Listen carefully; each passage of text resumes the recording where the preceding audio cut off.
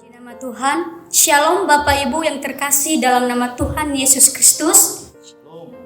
Kita kembali bersyukur kepada Tuhan pada pagi hari ini. Kita boleh beribadah bersama walaupun hanya di rumah kita masing-masing, tetapi itu tidak mengurangi rasa syukur kita kepada Tuhan. Biarlah kita boleh beribadah dengan Tuhan penuh dengan sukacita. Bapak Ibu, mari kita memuji Tuhan dengan pujian tenang.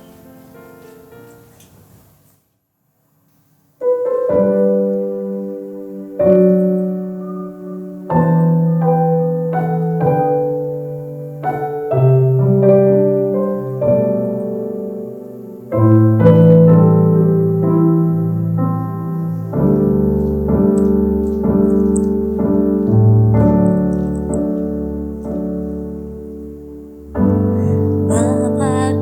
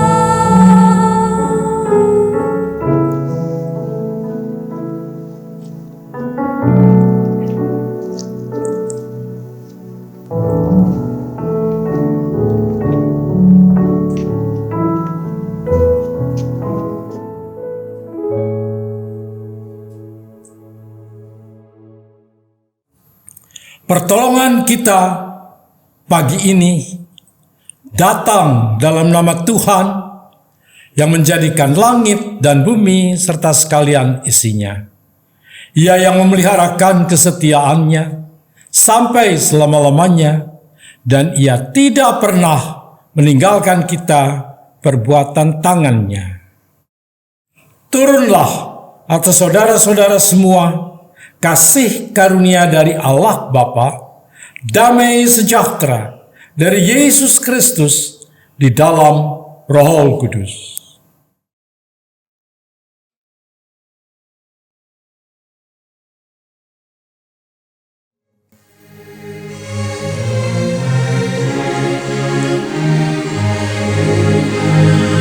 Hormat bagi Allah Bapa, hormat bagi anaknya, hormat bagi Roh penghibur ketiganya yang esa.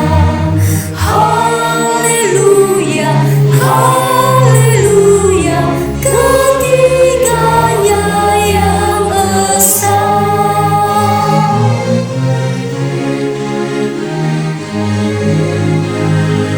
Hormat bagi Raja Surga, Tuhan umat manusia.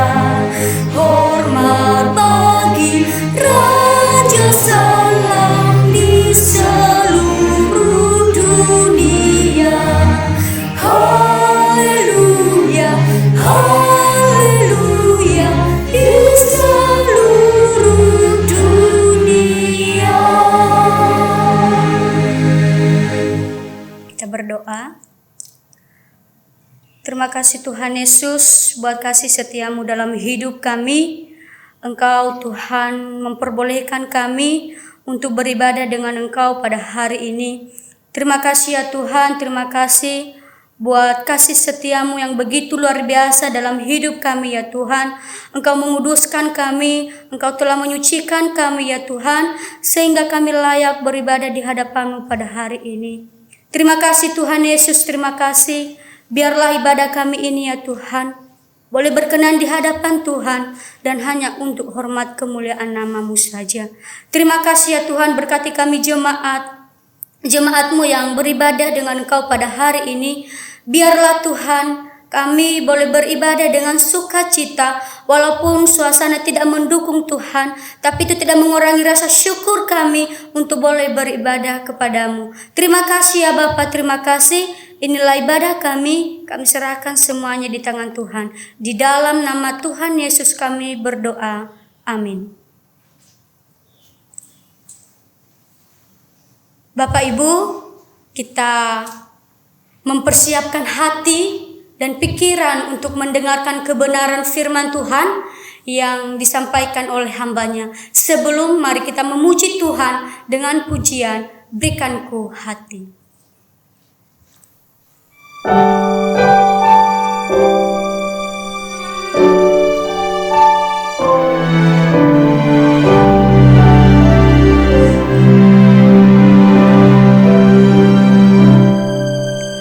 Berikanku hati seperti hatimu yang penuh dengan belas kasihan.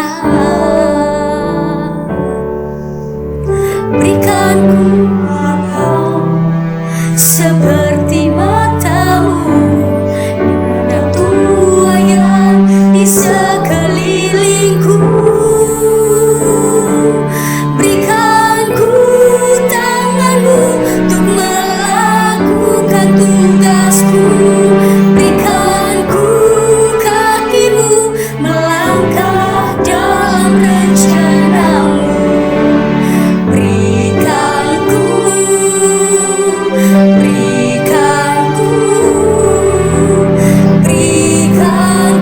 hatimu.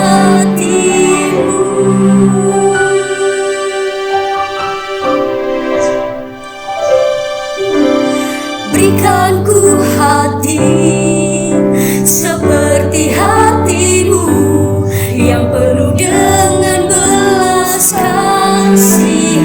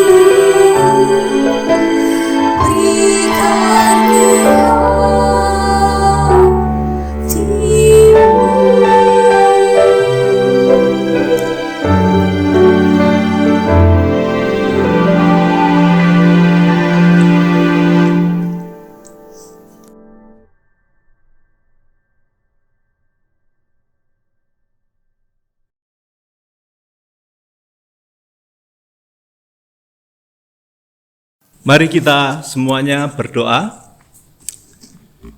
Tuhan Allah Bapa kami yang di surga, pada kesempatan hari ini kami datang kepadamu mengucap syukur dan terima kasih. Kalau sampai hari ini Engkau masih memberi kami kesempatan untuk hidup, untuk bisa mengenal Tuhan, untuk bisa berseru kepada Tuhan, untuk mengerti Tuhan.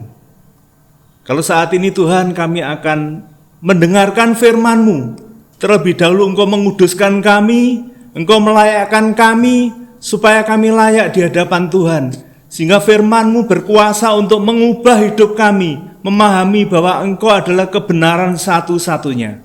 Terima kasih ya Tuhan, biarlah Allah Roh Kudus hari ini memberikan pencerahan pada kami semuanya, supaya kami mengerti kebenaran firman Tuhan.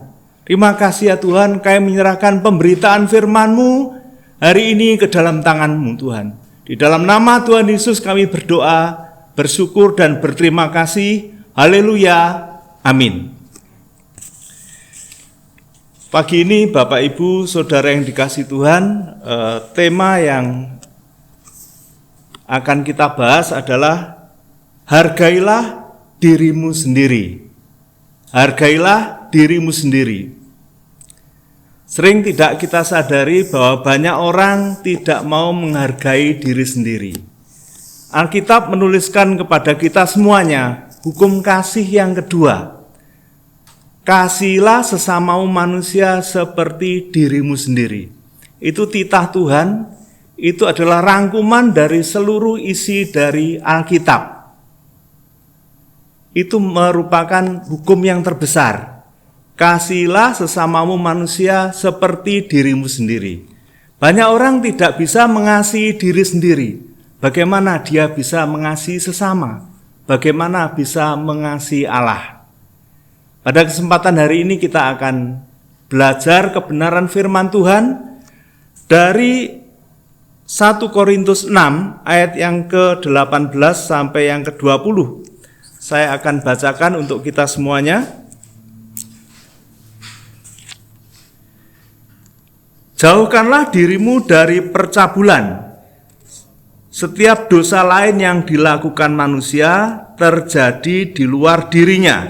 Tetapi orang yang melakukan percabulan berdosa terhadap dirinya sendiri.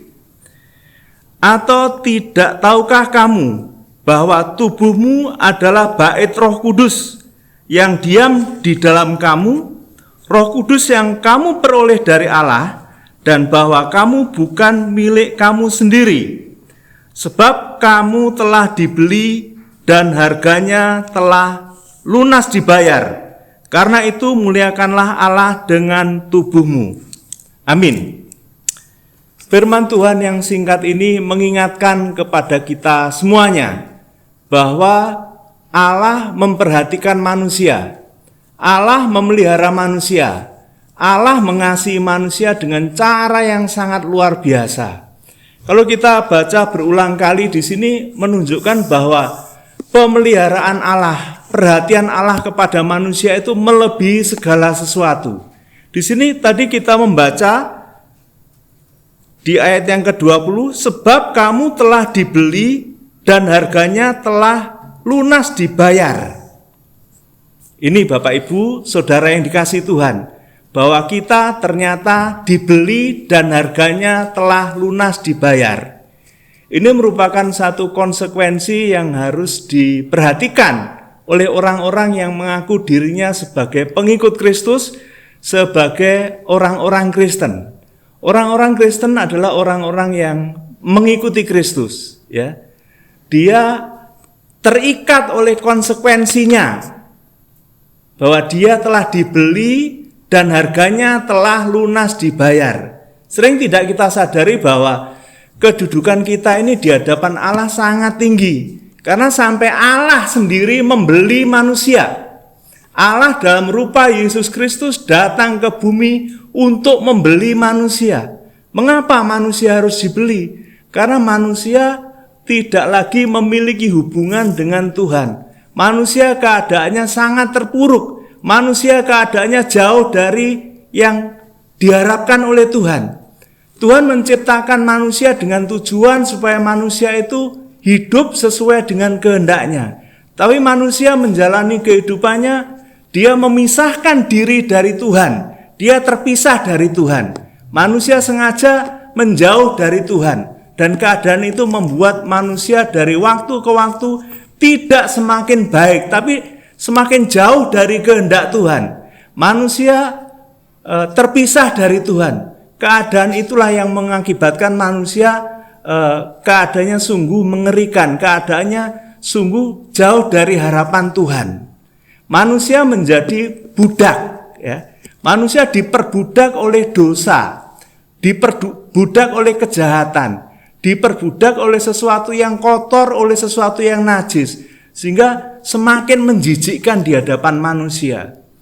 Oleh karena itu, Bapak Ibu yang dikasihi Tuhan, Kristus hadir ke dunia. Tujuannya untuk apa? Menyambung kembali hubungan yang putus. Kristus menjadi penghubung antara manusia dengan Allah. Caranya bagaimana supaya Kristus menjadi penghubung itu? Hal-hal yang merintangi manusia berkomunikasi dengan Allah, hal-hal yang menyebabkan manusia hubungannya putus dengan Allah ini diselesaikan oleh Tuhan. Caranya bagaimana? Manusia harus membeli dari kuasa maut, dari dosa. Sebab manusia itu diperbudak oleh dosa, diperbudak oleh maut. Sehingga manusia harus mengikuti kehendak dari maut yang menuju kepada kegelapan. Orang-orang yang dikuasai kegelapan hidupnya enggak karu-karuan. Hidupnya menurut kehendaknya sendiri. Hidupnya jauh dari harapan Tuhan. Tuhan tidak menginginkan manusia yang diciptakannya itu berjalan menurut kehendaknya sendiri. Manusia harus mengikuti rencana Allah, program dari Allah. Allah tidak menciptakan manusia tujuannya untuk terpisah, tujuannya untuk mengalami kehancuran, tujuannya tidak untuk mengalami kengerian kekal. Tapi manusia hidup bersama-sama dengan Allah, menikmati kehadiran Allah, menikmati kebersamaannya dengan Allah. Nah ini, Kristus datang ke dunia ini, dia membeli manusia yang diperbudak oleh dosa tadi. Ya. Jadi, dengan apa Yesus membeli manusia? Dengan harga yang tidak terkira mahalnya. Seluruh alam semesta ini ya digunakan untuk membereskan hubungan manusia dengan Allah tidak akan ada. Hanya satu cara supaya manusia itu dibebaskan dari perbudakan, dibebaskan dari kuasa gelap yang menimpa manusia. Caranya bagaimana? Allah dalam rupa Yesus Kristus, dalam rupa manusia ini mau mati di kayu salib. Itulah harga yang dibayarnya. Allah harus menjadi manusia. Tidak ada cara lain, tidak ada makhluk yang menyebabkan manusia bisa disucikan, dikuduskan, tidak ada. Caranya Allah harus dalam rupa manusia, ya. Dia mengalami manusia, dia hidup sebagai manusia, juga dilahirkan dalam rupa manusia. Mengalami kelemahan-kelemahan, mengalami penderitaan, dan segala sesuatu dialami manusia, Yesus mengalaminya. Tapi bedanya apa? Yesus tidak pernah berbuat dosa. Oleh karena itu apa? Yesus rela mati di kayu salib. Kematian Yesus di kayu salib itu sampai darahnya bercucuran. Sampai seluruh tubuhnya dilukai.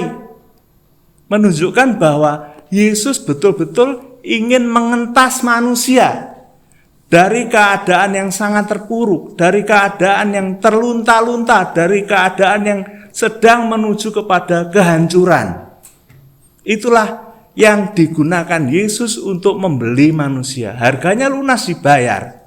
Ini sesuatu yang luar biasa yang harus kita pahami sebagai orang-orang yang percaya kepada Tuhan. Kita ini harganya sangat tinggi, disamakan dengan Yesus Kristus, disamakan dengan anak Allah. Jadi dunia ini tidak akan bisa menebus dosa kita, tidak akan bisa mengubah kita dari keadaan terpuruk itu. Hanya Yesus Kristus yang mampu melakukannya. Betapa luar biasanya yang diberikan Tuhan kepada kita semuanya, bahwa kita telah dibelinya. dengan harga yang sangat mahal. Berarti kalau kita telah dibeli, berarti kita tidak lagi menjadi milik dari yang lama. Kita tidak lagi diperbudak oleh penguasa yang lama. Kenapa? Karena telah dibeli, berubah pemilik. Dari yang semula pemilik dari raja kegelapan, mengalami kegelapan, mengalami penghukuman, tapi sekarang tidak. Dia dibeli Kristus dengan harga yang sangat mahal tersebut untuk menjadi milik Kristus. Ini sesuatu yang luar biasa. Jadi beralih ke pemilikan yang semula milik dari raja kegelapan menuju maut, sekarang milik dari Yesus Kristus, Allah sendiri yang menciptakan. Ini sesuatu yang luar biasa. Tanpa kita sadari bahwa kita ini ketika mengambil putusan untuk percaya kepada Kristus, kita menjadi milik Kristus, bukan milik kita sendiri. Ini sesuatu yang luar biasa. Keadaan ini yang harusnya kita pahami. Keadaan ini harusnya kita mengerti bahwa kalau kita punya tubuh, punya jiwa, punya roh, ya, karena kita sudah dipulihkan kembali, roh ini menjadi berfungsi kembali. Hendaklah ini disadari bahwa ini bukan milik kita sendiri, tapi milik Kristus, karena kita telah dibeli. Kalau semula juragan manusia adalah kuasa dosa, kuasa kegelapan, sekarang juragannya beda, yaitu Tuhan semesta alam yang menjadikan langit dan bumi, yang mengambil rupa manusia Yesus Kristus. Itu Tuhan kita, itu juragan kita, itu yang memiliki kita. Kita harus bertanggung jawab kepadanya. Ini Bapak Ibu, Saudara yang dikasihi Tuhan, bahwa keadaan ini harusnya disyukuri kalau kita sudah dipindahkan dari keadaan yang mengerikan, keadaan tanpa harapan, keadaan tanpa pertolongan. Sekarang beralih kepada kehidupan yang berlimpah-limpah dengan kebaikan. Sering ini tidak kita sadari bahwa di dalam Tuhan tersedia segala sesuatu. Tuhan selalu mencurahkan kebaikannya, tapi seringkali orang mengukur dengan akal pikirannya sendiri bahwa kebaikan itu hanya berupa materi, berupa harta, berupa kekayaan, berupa kedudukan, berupa sesuatu yang menyebabkan dia dihargai orang. Seringkali itu ukuran manusia. Tetapi yang namanya kebaikan itu adalah segala sesuatu yang Tuhan berikan setiap hari. Ini tidak kita sadari. Ketika kita menjadi milik Kristus, sebenarnya kita itu dipindahkan dari tempat yang bergelimang dengan dosa, tempat yang mengerikan, ke tempat di mana di situ kita sudah disucikan, sudah dimandikan, kita berpakaian baru. Pakaiannya adalah kemuliaan Allah. Tapi itu harus dilakukan hanya dengan iman. Tanpa iman, keadaan kita masih sama, tidak berubah. Bapak Ibu, Saudara yang dikasihi oleh Tuhan, di ayat yang ke-28 tadi dikatakan, jauhkanlah dirimu dari percabulan. Setiap dosa yang dilakukan manusia terjadi di luar dirinya. Setiap orang yang melakukan percabulan berdosa terhadap dirinya sendiri. Ini yang harus kita sadari. Ternyata ketika orang mengambil keputusan untuk percaya kepada Yesus Kristus, ada konsekuensi yang harus diambil. Ada risiko yang harus ditanggung. Memang mengikut Kristus itu tidak mudah, ya. Harus menanggalkan perbuatan lama. Harus menanggalkan segala sesuatu yang dulunya dianggap sebagai bisa membanggakan dirinya, yang diandalkannya. Tapi ketika datang kepada Kristus, manusia menanggung risikonya yang berat. Harus ditinggalkan itu semuanya. Harus dianggapnya sebagai sesuatu yang tidak berguna. Harus dianggap sebagai sampah kalau Paulus mengatakan. Pengenalan akan Kristus justru lebih berharga dari segala sesuatu. Ini yang harus dimiliki oleh setiap orang. Tapi kalau ada orang mengaku percaya kepada Kristus, ya, dia hidup masih dalam dunia lamanya, dia tidak menyadari bahwa tubuhnya ini bukan miliknya sendiri, tapi milik Kristus. Dia masih dikuasai hal-hal yang lama, hal-hal yang duniawi.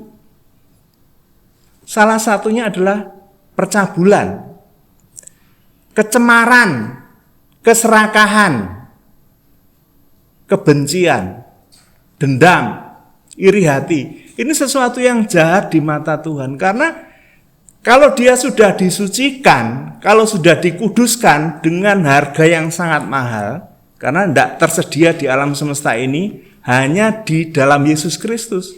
Karena di bawah kolong langit ini tidak ada nama lain yang menyelamatkan kita. Darahnya itulah yang menyucikan dari segala kenajisan kita. Kalau ada orang masih berbuat cabul, ya, masih pikirannya jorok, masih tertarik pada hal-hal yang sifatnya pornografi, masih tertarik pada hal-hal yang sifatnya menarik keinginan daging untuk masuk di dalamnya.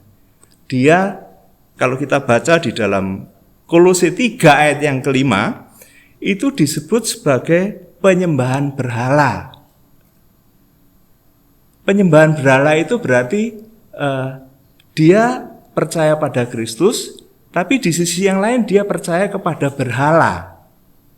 Di saat orang berbuat cabul, berpikir cabul, melakukan percabulan, dia ternyata sedang menyembah berhala, saingan Kristus. Berhala itu apa? Berhala itu dikendalikan oleh kuasa kegelapan. Secara tidak langsung manusia menyembah kuasa kegelapan. Apakah Kristus bisa disandingkan dengan kuasa kegelapan? Nggak akan pernah bisa. Kristus menuntut hidup kudus. Kristus menuntut semua manusia melakukan hidup benar di hadapan Tuhan. Karena harganya telah lunas dibayar. Tidak kita sadari bahwa ini diperuntukkan untuk orang-orang yang percaya pada Kristus. Hidup benar di hadapan Tuhan. Jadi orang yang hidup cabul itu orang yang dosanya timbulnya dari dalam dirinya. Sesuatu yang mengerikan kalau seseorang sudah percaya pada Kristus, tidak menyadari dia milik Kristus. Kemudian dia menyembah ilah yang lain, yaitu berhala. Sesuatu yang disembah orang, yaitu sesuatu yang diutamakan dalam kehidupannya. Yang terutama di dalam kehidupannya, yang paling penting dalam kehidupannya, itu namanya berhala. Ada orang yang di dalam pikirannya, di dalam hidupnya, di dalam hatinya, yang terpenting adalah uang. Nah ini dia memberhalakan uang. Uang tidak bisa menyelamatkan. Ada orang yang memberhalakan sesuatu yang lain. Yang penting hidup itu kerja, dan kerja. Melupakan keluarga, melupakan semuanya. Yang penting kerja seharian. Nah ini memberhalakan pekerjaan. Padahal Tuhan mengajari apa? Mengajari supaya kita beristirahat. Mengerjakan supaya kita bisa duduk di hadapan Tuhan. Untuk apa? Untuk mengerti kehendaknya. Ini seringkali dilupakan orang.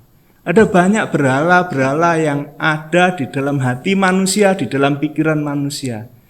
Siapa mereka? Mereka adalah yang menggeser posisi Tuhan di dalam hatinya. Harusnya Kristus yang terutama di dalam kehidupannya digeser oleh kepentingan yang lain. Ini yang mengakibatkan apa? Tuhan cemburu. Tuhan cemburu tidak untuk maksud membinasakan, tidak. Kecemburuan Tuhan itu sebenarnya untuk mengembalikan manusia supaya kepada jalur yang semula tidak mengalami kebinasaan. Itu maksud cemburu Tuhan. Jadi di kesempatan hari ini kita diingatkan bahwa hidup yang Tuhan beri itu kepada kita berharga yang tidak ada bandingnya dibandingkan dengan yang lain. Sesuatu yang luar biasa. Kemudian ayat yang ke-19 dikatakan, atau tidak tahukah kamu bahwa tubuhmu adalah bait Roh Kudus yang diam di dalam kamu, Roh Kudus yang kamu peroleh dari Allah, dan bahwa kamu bukan milik kamu sendiri. Ini ada satu hal lagi. Sebagai milik Kristus yang menebus kita, ternyata Kristus tidak lepas tangan begitu saja, tidak. Tapi dia memberikan meterai, ya, kita disegel, ya, dengan kekuatan hukum yang datangnya dari Tuhan. Segelnya atau meterainya itu adalah Roh Kudus. Roh Kudus itu sebagai tanda bahwa kita milik Kristus.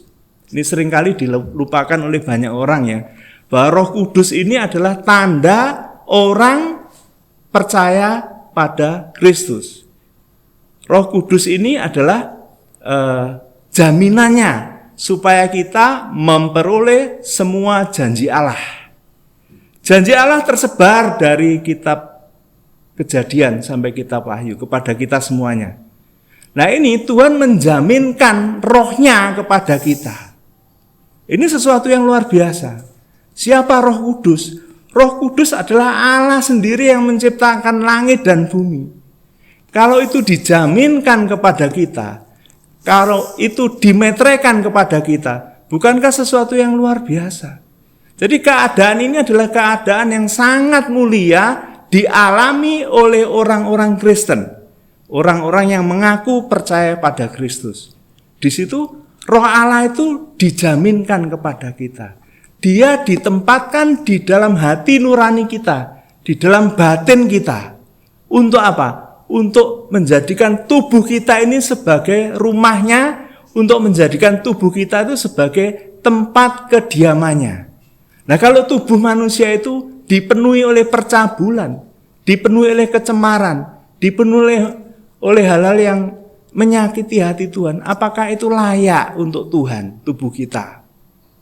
Jadi tubuh kita ini sebenarnya kudus, tubuh kita ini sudah disucikan dari segala dosa.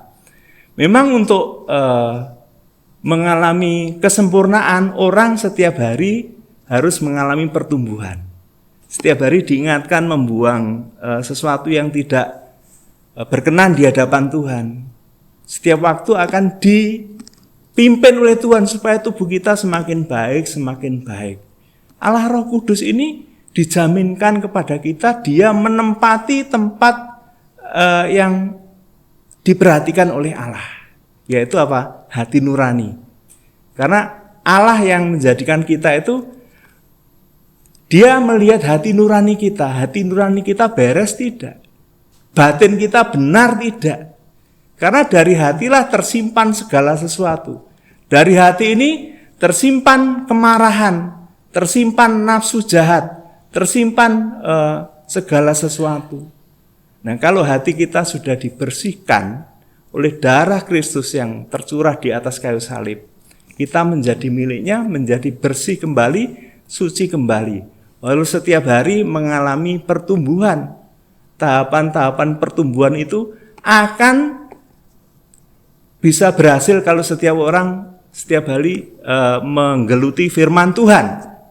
Ketika firman Tuhan dibaca, dia sadar, oh ini harus dibuang, ini harus dilakukan, ini harus dikerjakan. Oh ini Tuhan menegur keras kepada saya.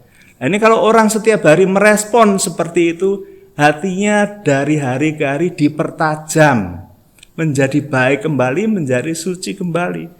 Karena apa? Roh Allah yang ada di hati ini selalu mengingatkan kita, memimpin kita, ya, mengarahkan kita. Dan yang harus dipahami, hati manusia yang sudah diselamatkan oleh Kristus itu menjadi tempat Allah bertahta, tempat Allah memerintah. Jadi Allah itu memerintah manusia melalui rohnya yang diam di hati manusia yang percaya kepadanya. Ini keadaan yang luar biasa bagi orang-orang Kristen, bagi orang-orang percaya. Karena Allah telah menyediakan segala sesuatu, telah memberikan segala sesuatu untuk manusia supaya manusia ini benar-benar serupa dengan anaknya Yesus Kristus. Dan keadaan serupa dengan anaknya Yesus Kristus itu tidak mudah. Orang harus belajar firman-Nya, Orang setiap hari harus berdoa, harus menyembah Dia, harus memuji Dia, harus menundukkan diri di bawah Dia, harus dengan penuh kerendahan hati mohon pengampunannya. Supaya apa? Dosa-dosa ini tidak kembali lagi. Dosa-dosa itu menjauh dari kita. Roh Kudus ini akan mengingatkan kita kalau kita berdosa. Roh Kudus akan mengingatkan kita kalau kita menjauh dari Tuhan. Jadi pada kesempatan ini satu yang luar biasa diberikan Tuhan kepada kita kalau kita sebenarnya ini diistimewakan oleh Tuhan. Jadi kita tidak sebagai piatu, kita tidak sebagai yatim sendirian hidup di dunia, tidak. Masih ada Allah ya, menyertai kita. Kekuatan Allah yang menyertai kita itu sama dengan kekuatan Allah yang menjadikan alam semesta. Ketika Allah menjadikan alam semesta, Dia hanya bicara, jadilah jadi. Ini kuasa itu ada di dalam diri kita, menyertai kita. Nah, kalau orang tidak sadar, dia terus hidup di dalam kecemaran, hidup di dalam percabulan, hidup dari jauh dari Allah.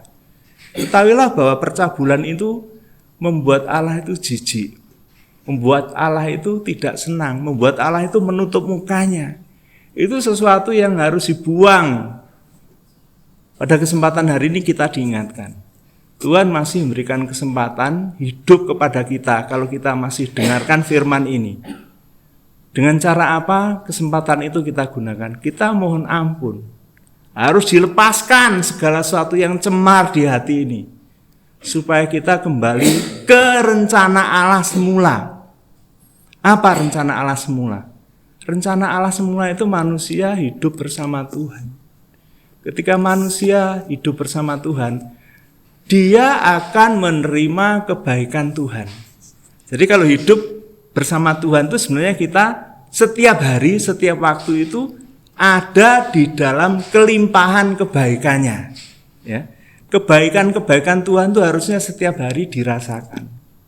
Tapi sebaliknya kalau kita jauh dari Allah, ya, kehidupan kita semakin jauh dari kebaikan.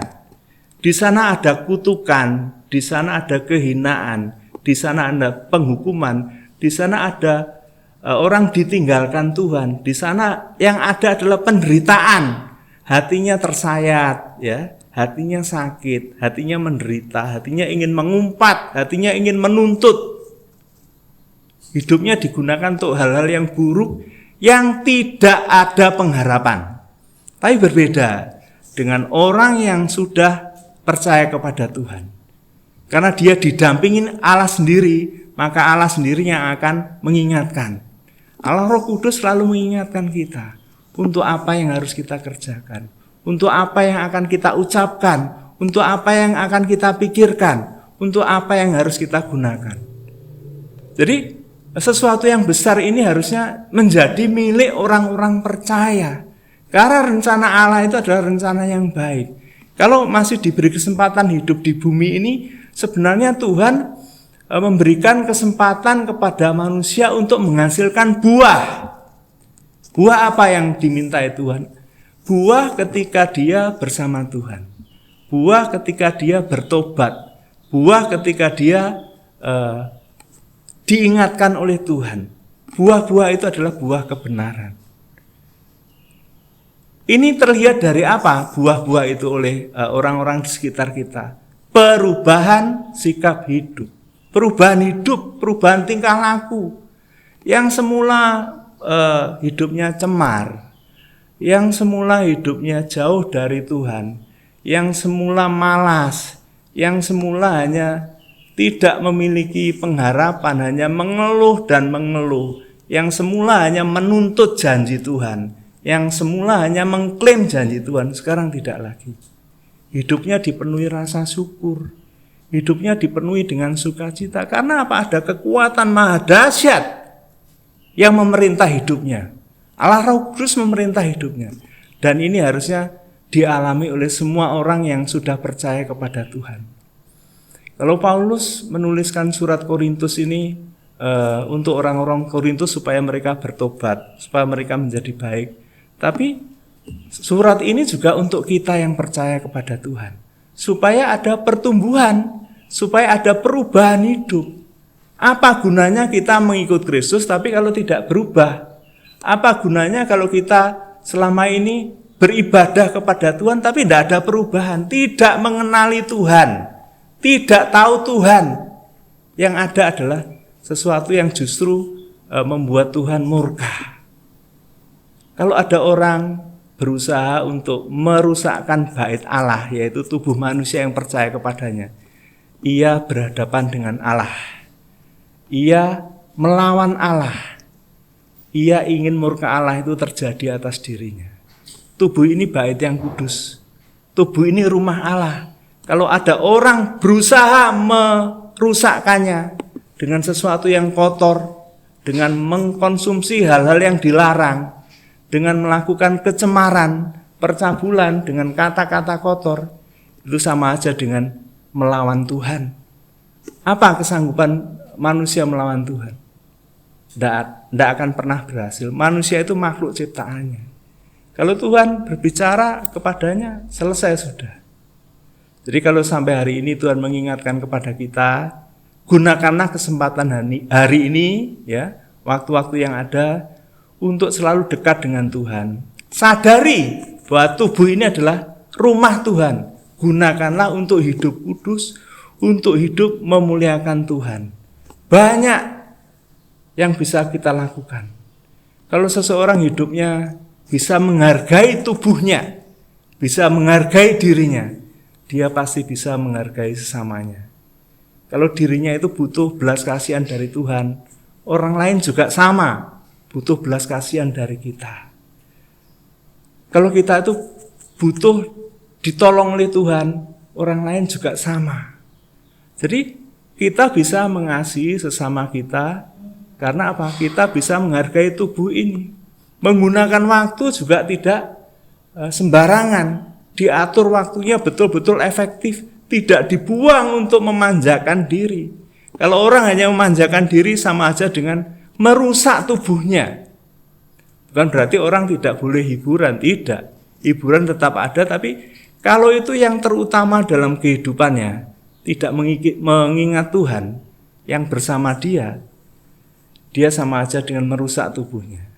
Jadi di kesempatan hari ini Tuhan mengajarkan kepada kita untuk menghargai diri kita di hadapan Tuhan. Kita berharga di hadapan Tuhan. Oleh karena itu, hargailah tubuh ini sebagai milik Tuhan. Kita tidak lagi berkuasa untuk menjadi milik kita sendiri. Tidak bisa menggunakan tubuh ini seenak sendiri. Kita harus seizin Tuhan sebagai pemilik dari tubuh ini.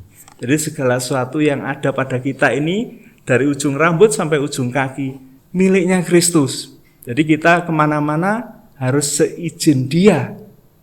Melakukan apa saja harus seizin Dia, seizin Tuhan. Gunakanlah namanya kalau kita melakukan segala aktivitas. Dengan demikian apa? Kita telah menghargai tubuh kita, menghargai diri kita dengan benar. Amin firman Tuhan, mari kita berdoa. Tuhan Allah Bapa kami yang di surga, kami mengucap syukur dan terima kasih. Tuhan mengingatkan kepada kami semuanya bahwa kami semuanya telah ditebus oleh Kristus Yesus dengan harga yang sangat mahal. Kami bukan lagi menjadi milik kami sendiri, tapi kami adalah milik Kristus.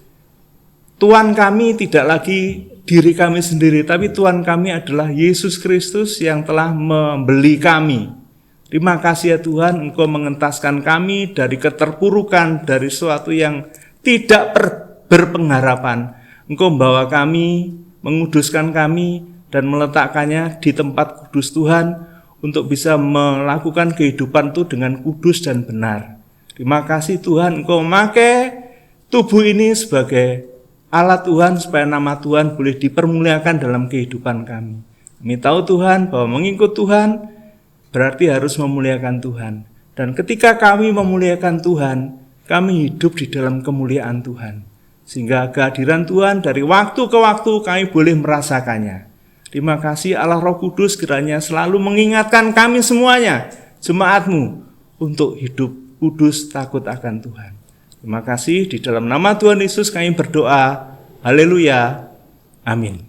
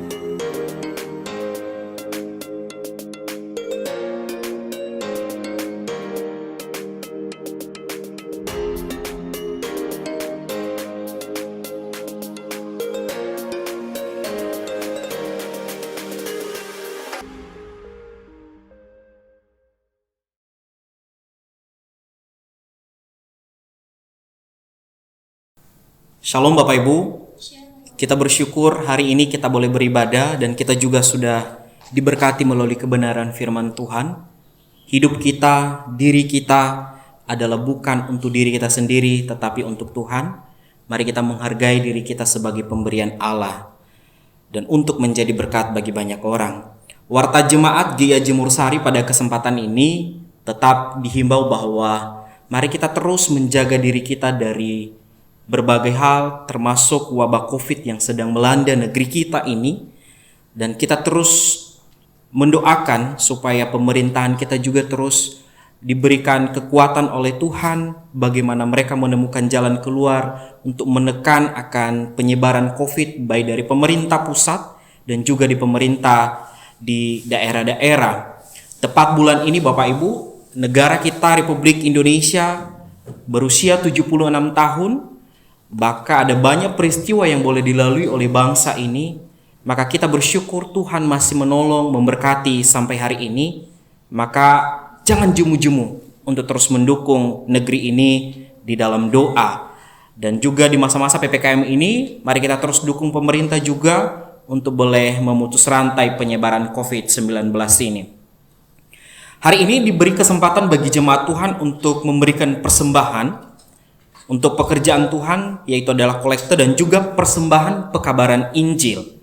Persembahan Bapak Ibu boleh memberikan baik melalui transfer, dan juga Bapak Ibu yang mengalami kendala di dalam transfer, Bapak Ibu boleh memberikan melalui amplop-amplop yang ada.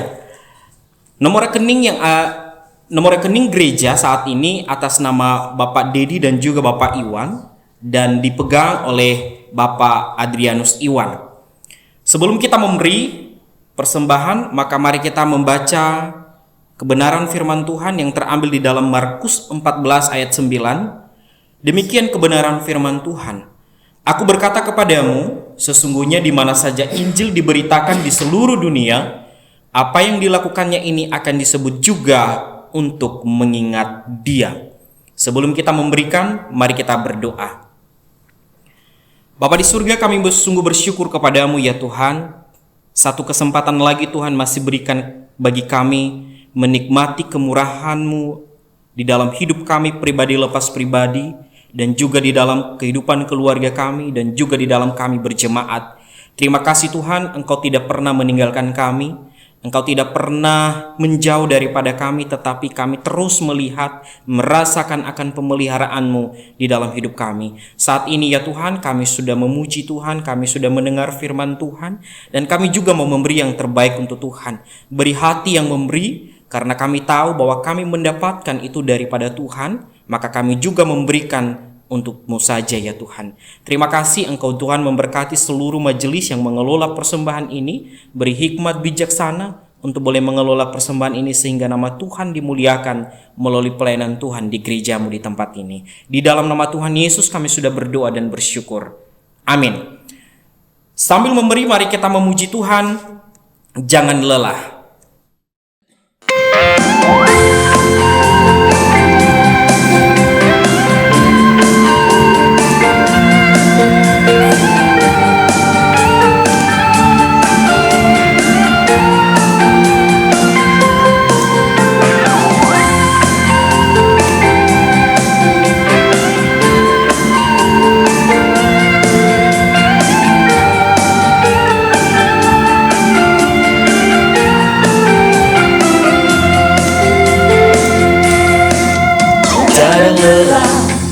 Bekerja di ladangnya Tuhan, Roh Kudus yang beri kekuatan, yang mengajar dan menopang. Tiada lelah bekerja bersamamu Tuhan, yang selalu mencukupkan akan segalanya. Ratakan tanah bergelombang, timbunlah tanah yang berlubang, menjadi siap dibangun di atas dasar iman. Ratakan tanah bergelombang, timbunlah tanah yang berlubang, menjadi siap dibangun di atas dasar iman.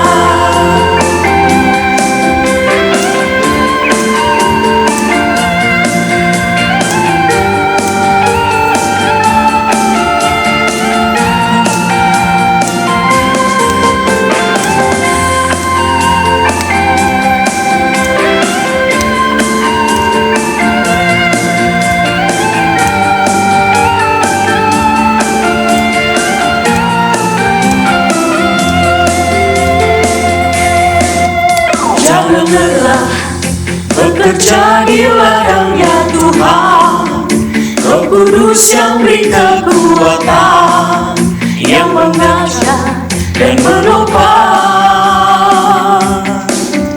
Tiada lelah bekerja bersamamu Tuhan, yang selalu mencukupkan atas segalanya. Ratakan tanah bergelombang, timbunlah tanah yang berubah, menjadi siap dibangun di atas dasar iman. Ratakan tanah bergelombang, timbunlah tanah yang berubah, menjadi siap dibangun di atas dasar iman. Ratakan tanah bergelombang, timbunlah tanah yang berubah, menjadi siap dibangun di atas dasar iman. Ratakan tanah bergelombang, timbunlah tanah yang berubah, menjadi siap dibangun di atas dasar iman. Menjadi siap dibangun di atas dasar iman. Mari kita berdoa. Terima kasih Tuhan Yesus bila Tuhan memberikan kami kesempatan untuk boleh memberi yang terbaik untuk Tuhan. Maka biarlah pemberian kami ini ya Tuhan kami tujukan untuk kemuliaan bagi nama Tuhan. Engkau Yesus yang menolong setiap kami, biarlah apa yang kami lakukan memuliakan nama Tuhan. Sehingga hati kami memberi karena kami mencintai Tuhan. Bukan karena kami mau diberkati, tetapi karena Tuhan sudah memberkati kami terlebih dahulu. Maka kami kembalikan semuanya itu menjadi hormat kemuliaan bagi nama Tuhan. Pada kesempatan ini ya Tuhan kami berdoa untuk seluruh jemaat Tuhan GIA Jemur Sari dan juga pos PI yang ada di bawah naungan GIA Jemur Sari ini. Engkau Tuhan mengasihi seluruh jemaat-Mu ya Tuhan. Engkau Tuhan Yesus yang memelihara mereka di masa-masa sulit yang mereka alami ya Tuhan. Maka ada tangan Tuhan yang menopang mereka. Kami berdoa Tuhan bagi mereka yang terpapar COVID-19 ini ya Tuhan. Mungkin mereka mengalami kesedihan, putus asa. Tetapi kami berharap bahwa di dalam Kristus Engkau memberikan jawaban bagi mereka. Engkau tidak pernah meninggalkan mereka ya Tuhan. Bahkan Engkau Tuhan memberikan jalan-jalan keluar bagi mereka supaya mereka terus berpengharapan di dalam Tuhan.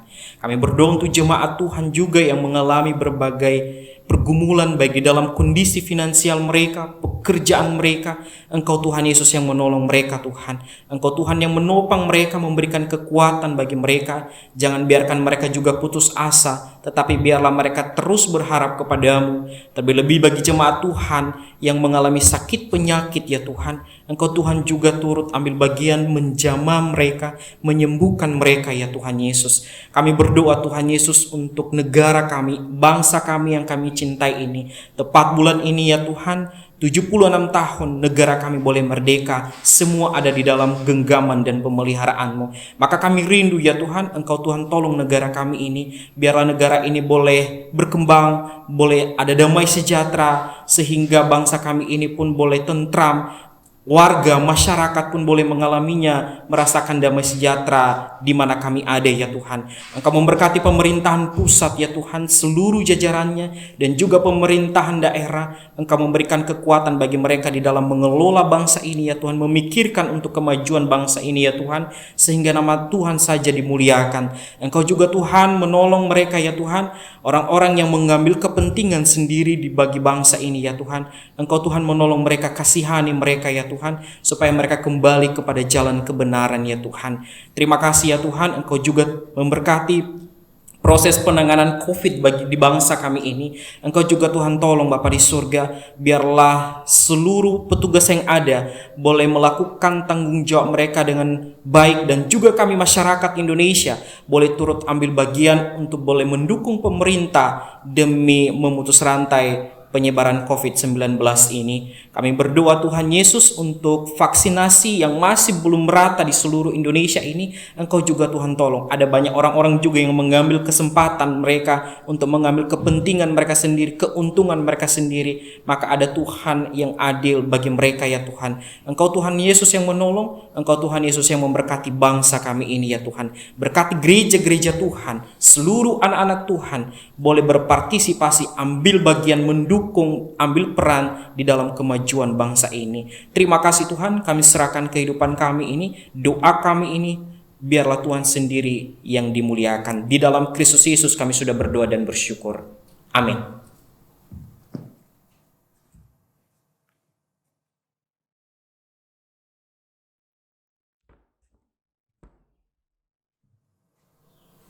Mari kita berdiri.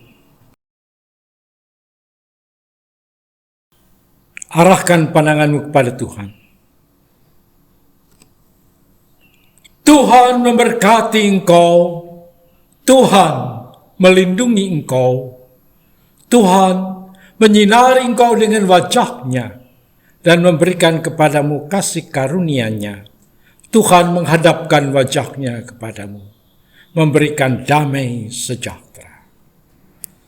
Bapa, terima kasih. Bapa, terima kasih. Bapa di dalam surga, ku berterima kasih. Amin.